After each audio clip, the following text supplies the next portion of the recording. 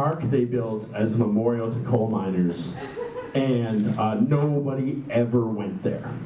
And so his idea to use that infrastructure, knowing our town demographics have heavy gambling addictions, was to put VLTs at the duck pond that you can put money into for upkeep of the park, and then it pays you in corn that you can feed to the ducks. Which I keep thinking about and being like, what? And then thinking about it again and being like, kind of cute. And then thinking about it again and being like, but seriously, what? Yeah. Okay, we're gonna start with a bang here. Webster's dictionary defines honesty as fairness and straightforwardness of conduct, or any of a genus of European herbs of the mustard family with toothed leaves and flap-shaped, some word I don't know. So we're going to talk about the second one. The reality of honesty, and I mean, honestly, I really thought a bunch about why I would be a good person to present this. And from someone else who knows me thinking about that, and I kept thinking about how maybe it's because I am historically quite forthright with, I'm really out there with my opinions. I'm not afraid to take a stand publicly. Things I believe deserve that. It's made me virtually unhireable in some situations. I've rubbed a lot of important people the wrong way. I've offended a lot of people who I think maybe are trying to do things that aren't okay. And at the end of the day, they're the right people to offend, but I don't know if it makes me an honest person. I lie all the time. And I think we all lie all the time. I think that's a thing that it's not necessarily a bad thing, which we'll touch on later. And I think that we also focus on honesty and kind of get that confused with someone who's just always saying their opinion. Someone will be like, that person tells it like it is. But really what that is within their own experiences and context, them saying an opinion. And I don't know if that is good. And I don't know if that's necessarily honest. But we'll come back to it. I'm going to start with some honest things about myself that are current. Number one, I woke up at 6:30 today, which is not a time of day I had previously known to exist. It was so weird. I felt genuinely sick. I feel like I'm gonna throw up, not because I'm speaking in public, but because I didn't sleep enough. And the first thing I did was take my pants out of the freezer, where they were getting clean, because if I wash them, they won't fit. So that was a wake-up call this morning, putting on cold pants. And then also realizing that I left around 15 to 20 cigarette butts in the back pocket, which is where I store those so I don't litter, so they still also aren't clean. A bit about my background. I've been involved in the music and arts community in Edmonton for a long time. I've tried my best to help a lot of people. I've been an entrepreneur, a failed entrepreneur. We fell flat on our face, and I learned a lot about that. And upon reflecting, because again, this topic, I think a big part of honesty is self-reflection. And when I look back at myself and the things I've learned about myself and what's important to me, it's ever-changing. If you talked to me 10 years ago, I would talk about the idea of entrepreneurship or the idea of really following your dream as something that is important that everyone should do. And I'm not sure if I believe that as much anymore. I genuinely admire everyone who does it. But for me, if I'm being honest, that might not be how I am best used. That might not be how I best fit in this world as a cog. Maybe I don't have to lead and sacrifice and do these things myself. Maybe I can work for someone and still make important things happen and still create change within a different context. My current context is I've sold out and I work for a big corporation. And it's interesting because I'm used to making all the decisions myself. When I opened Wonder Bar, I made almost every decision. I made every good decision that made it an important place. I made every bad decision that ran it into the ground. And there were lots of external factors as to why that idea didn't work. But a lot of them were the fact that I didn't do a good enough job. And that's hard to accept. You know, like, when you look back on something where you chase your dream and it doesn't work out, to be like, that was my fault, I didn't do it, is hard. but it's important. And it's important to accept yourself and accept your decisions, warts and all, and not regret them necessarily. I don't regret doing it. I would never do it again. Like if someone came to me right now and was like, hey, I'm an investor, I'll invest in, do you want to try this music venue thing again? Do you want to create an art space? I'd be like, firstly, you're terrible with your money. Secondly, no, because I like working for somebody, and I like going into an environment that's corporate, and although I'm a small cog in a big machine, I feel like I'm still making change in major ways. I can still influence people who might not be used to having the kind of influence that I provide, or the kind of set of morals and ethics that I live my life by. And I'm surrounded by great people. Also, they pay me every 2 weeks. Every 2 weeks. This is crazy. And I know some of you will find this hard to believe. So I gave them a slip that had all my banking information.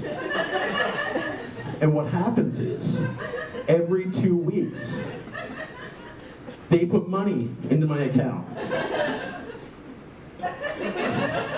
Assuming we all have the same background, we're all used to making $0 an hour and working 80 hours a week. It's not the only way. So redefining myself in that way was important. And also, maybe taking a step back. There was a period of time where I think I maybe even just bought into my own hype when people tell you that you're doing important things. Sometimes you're like, I am doing important things. And then someone will say, hey, what do you think of this? Because there was a period where people came to me with everything from the most unimportant thing, like, oh, hey, my band recorded a new song, tell me what you think, to, hey, I'm in this very serious, life-changing situation, I don't know how to handle it. What do you think? Hey, I don't know what to do with myself, what do you think? Hey, this person did this awful thing to me, and I don't know how to fit that into who I am, and I don't know how to live my life with this thing that happened. What do I do? And for a while, it was very easy for me to be like, well, here's what you do. And I had a kind of a life-changing moment where I had a friend who was, his wife had just left him and is living in a different province. And he came to my house when I was very tired and threw this at me. It was like, I don't know what to do. And I'm very sad. And I can't believe she did this, and I don't know what we're gonna do with our child. And I gave him a very blunt answer, and a blunt and honest answer, because I was too tired to do anything else. And I was like, first off, don't bring your kid into this. Listen, it's 2018. A divorced couple can raise their child very well. Really, your feelings are hurt. You feel insecure. You feel unwanted. You feel unloved. You're gonna be sad about it, and nothing I say is gonna make you less sad about it. And eventually, you'll be fine. Because at the end of the day, you don't want to be with someone who doesn't want to be with you. And that's, if I told you when you were a kid, would you like to be married to someone who does not want to be in that relationship, you would say no. But now that you're in the situation, you don't understand that, and it doesn't feel right. So get over it, because it's going to be fine in the end. And then I woke up the next day and was like, that was so awful of me to say that. And I was being so honest, because everything I said, I think, was very honest and real and true. But that's not what he needed to hear. You know, he needed someone just to sit there and have his feelings bounced off them, and I didn't do that. Because I was like, no way, tough love. We're gonna be honest, and he's gonna get through this quicker. And sometimes honesty is awful, and it's crushing. And sometimes we admire it too much. And sometimes someone comes up to you at a party and says, oh, hey, what's up? You have spinach in your teeth. I wanted to tell you so that you don't no longer have spinach in your teeth. And you're like, oh my God, thank you so much. Otherwise, I would have still had spinach in my teeth. But deep down, you're like, you, man. Because now I have to think about all the people I interacted with tonight that saw me with spinach in my teeth. And if you didn't tell me, I could have gone home and brushed my teeth and never have known. And ignorance is bliss. And honesty sucks. It doesn't always suck, but sometimes it sucks. And I think that accepting, like, that's the thing that I've really come around to, is a lot of us have to put up these these fake ideas to make you feel better. Like a lot of people would talk to me through the years being involved in art and music about how amazing and vibrant Edmonton's art and music community is. Which is true, but also so not true. Because if we're telling ourselves that we're doing something different, then it's more special than anyone else. If you're saying, oh man, you know what, I lived in Toronto and Toronto's music scene sucks, but Edmonton's music scene is so good. And it's like, that's not true. We have a bunch of amazing art and amazing music, and we have a bunch of terrible art and terrible music, and then we have way more that's just in the middle.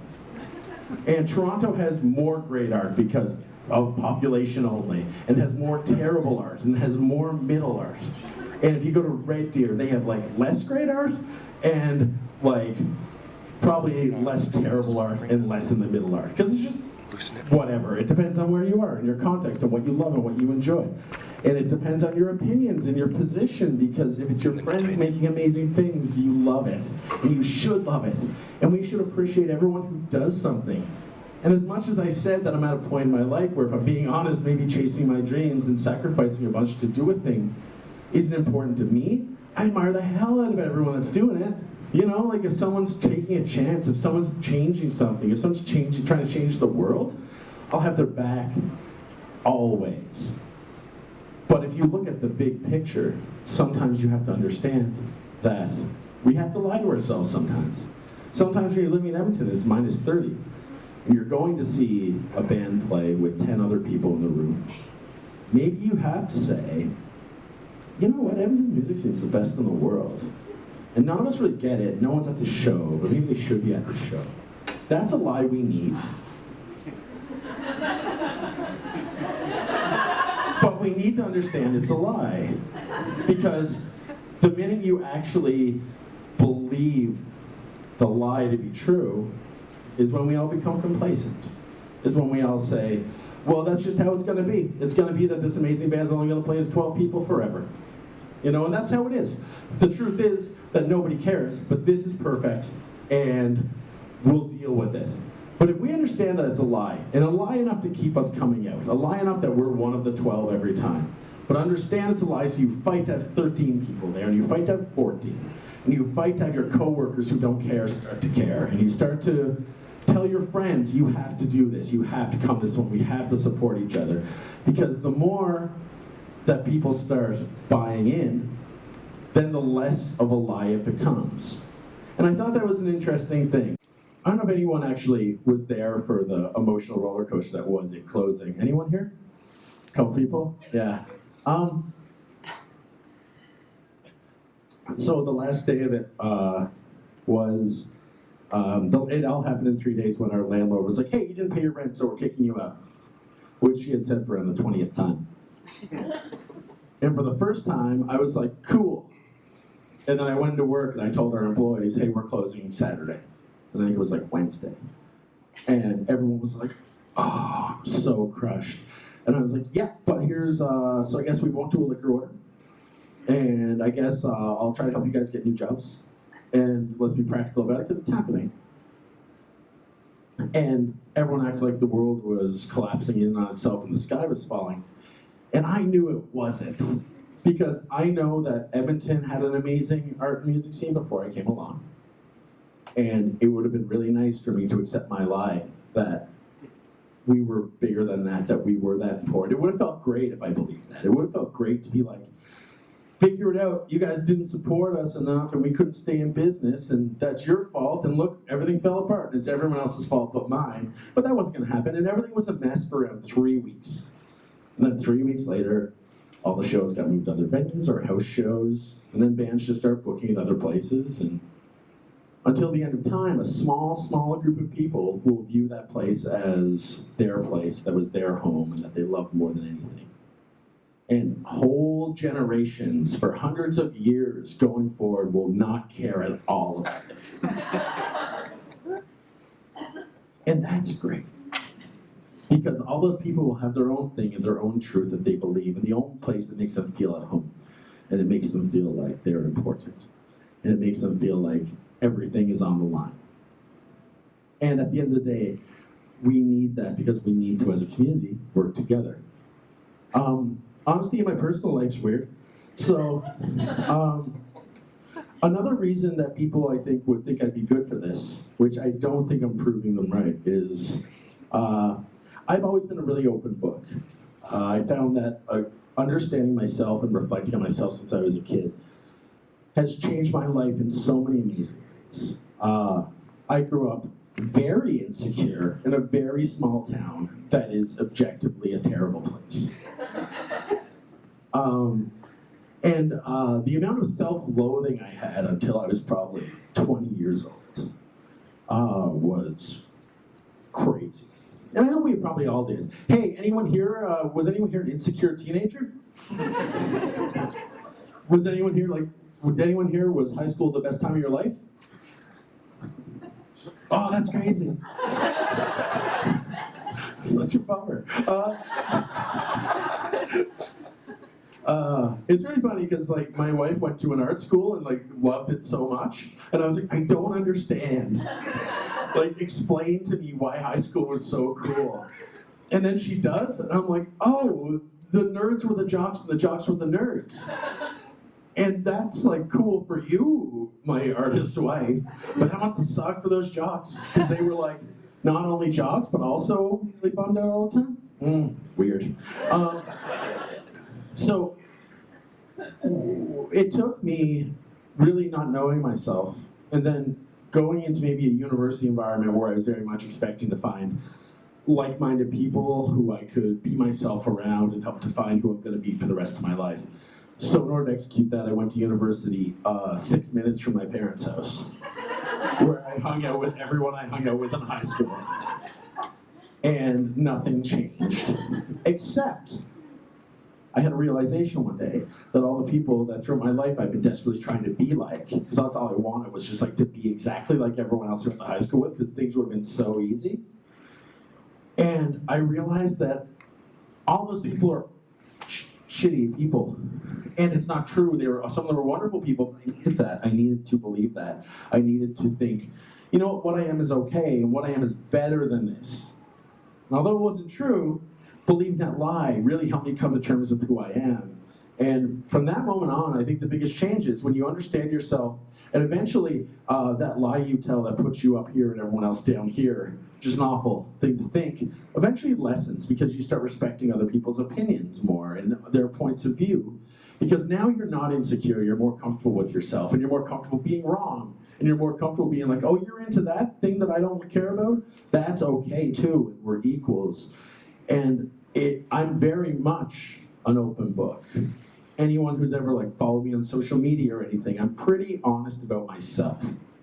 I share a lot of things. Sometimes I overshare things. And this is who I've become, because if I'm not willing to share something about myself, then maybe it's something I'm hiding about myself. And if I'm hiding something about myself, that means I haven't come to terms with it or accepted it, or accepted myself for who I am. And this is good because, again, it helps you come to terms with things like maybe I'm okay with working for a corporation and selling out. And I had a realization last year where I can't remember what caused it. Oh, I think I thought of exercising, like I considered it. Like I was just like, you know what, I'm gonna go play basketball today. And at that point in my life, because basketball is something I did, 8 years is kind of underestimated. I played basketball for like 6 hours a day for probably 15 years of my life. I was very competitive and did it very well. And then once I stopped, I got so out of shape because my daily life was running for 5 hours a day.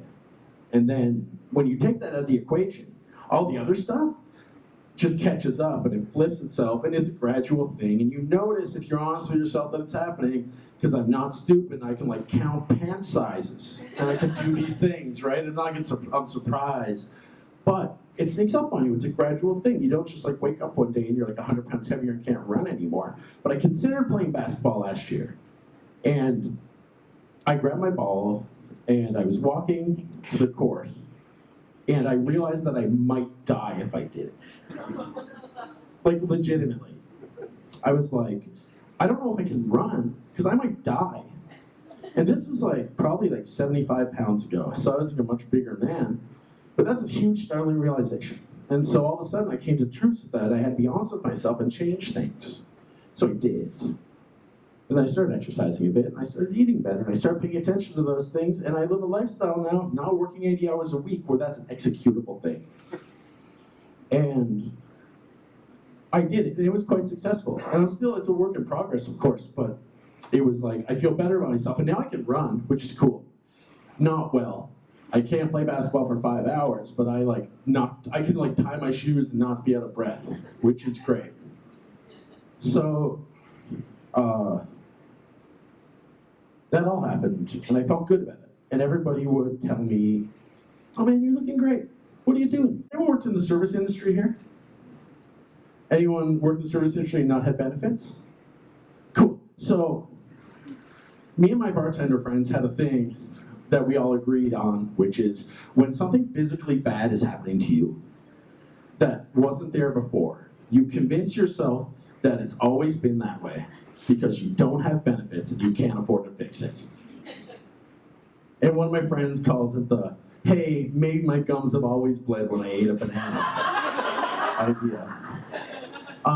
So anyway, I went to the doctor and I was like, you know what, I'm parched all the time. I'm feeling parched, but maybe I've always felt parched because I've always drank fluids. And maybe I just never really noticed it. And maybe I'm always tired because I'm just working too hard and all that stuff. So I went to the doctor and he's like, "Hey, you have diabetes." And I was like, "Oh, I only kind of abstractly know what that means. What's it mean?" He's like, "Well, you probably feel tired all the time. You probably feel parched all the time. You probably feel this. You probably feel that. You probably feel that." And I was like, shit. All of those things are true. And this sucks. And it sucks because I got diagnosed a year after I changed my lifestyle. And it sucks because it's so embarrassing. Because it's a controllable thing. You know what I mean? I could have figured this out 10 years ago. Wouldn't have taken much. And I this was 10 days ago. So I haven't wrapped my head around it at all. And then I'm like, well, now what? He's like, all you have to do is take all of this medication all the time and test your blood all the time because your blood's sticky because it's messed up because you let yourself go. And I walked around, I just walked for so long, and the first thing I did, almost as was I walked to 7-Eleven and got a giant Slurpee. And it was too cold for a Slurpee, but I was walking around blue raspberry Slurpees, oh man. Wish I thought of not taking care of myself 2 years ago instead, or whatever. And then I never told anyone until today about that, because it's embarrassing. And I didn't want to accept that it's part of who I am. Because I have a lot of flaws as a person, but none historically that will kill. And when a flaw can kill you, that sucks. That's the worst kind of flaw.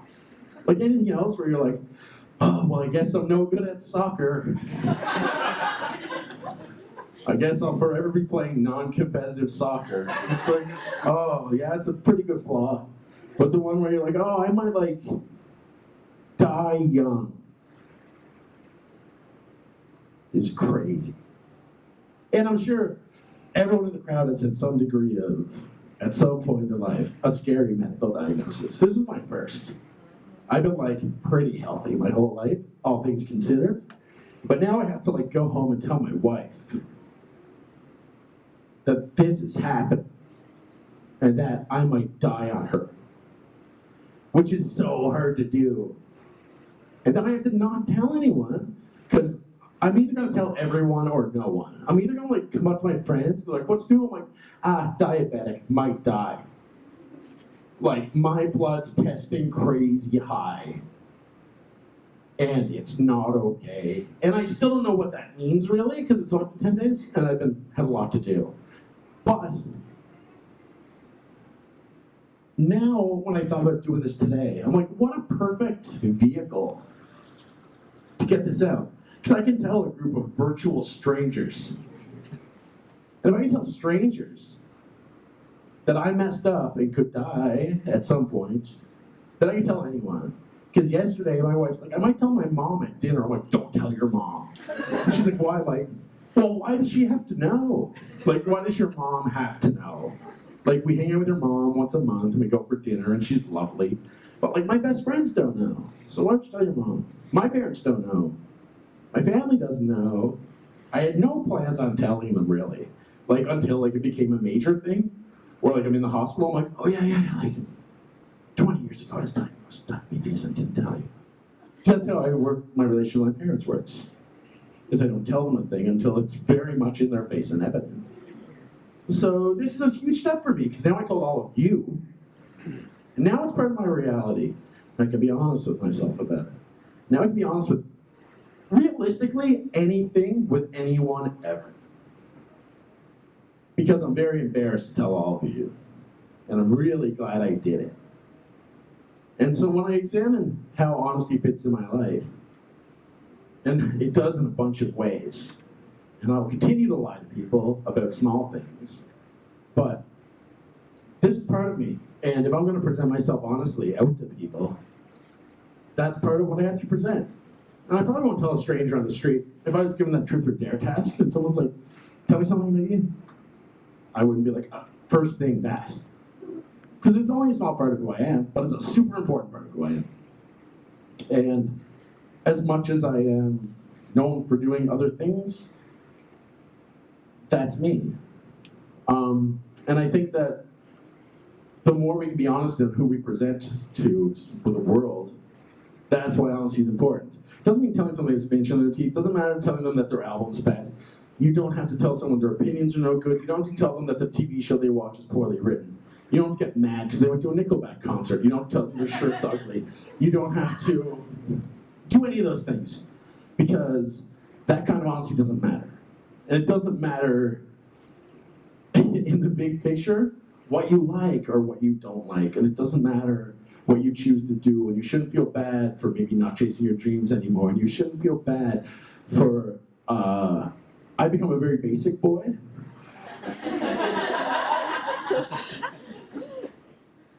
I've been like just doing the dumb, just like I watch Riverdale and I drink Starbucks and I have diabetes. And like 5 years ago, I would have been like too cool for like 2 of those 3 things, and the third I would like don't know much about it, not relevant. But all those other things, like it doesn't matter. Like the most therapeutic things that have happened in my life is giving away my record collection. And because I don't listen to them, and I don't need to impress people by them coming and seeing them. And that's a huge step too, because for years, that's how I identified. I identified as someone who has really cool taste in things. But it's not very cool, and nobody cares, except the people who already care and like me. So those kind of things don't matter anymore, because now it's like I have this new perspective on everything. And I wake up every day, and you try to do your best, and you try to put the best to you out there. And you try to help people, and you try to encourage people to do cool things and encourage people to be themselves. A byproduct of running a live music venue is you surround yourself with much younger people. I'm like a 38-year-old man who was surrounded by 20-year-olds for years. And I'm like a 38-year-old man who will describe a band full of 30-year-olds as a bunch of old guys. Like, what are they like? I'm like, a bunch of old guys. They're like 27 to 30. And you get to see all these people who are mini versions of you, who are like coming in and projecting this confident attitude, but you're like, oh, they don't know themselves at all. And I'd like to think that my greatest achievement through the years has been meeting these kids and trying to help them find who they actually are, and help them prioritize things, and help them be supportive and not snobby, and help them to be embrace the good people they are and their positive qualities. And all my 20-year-old friends, I feel like that's why we're friends, because I don't like hanging out with them, because we have nothing in common. But I think like every step you can make, and just being open about yourself, if one person can be influenced by that and be honest, it would be great.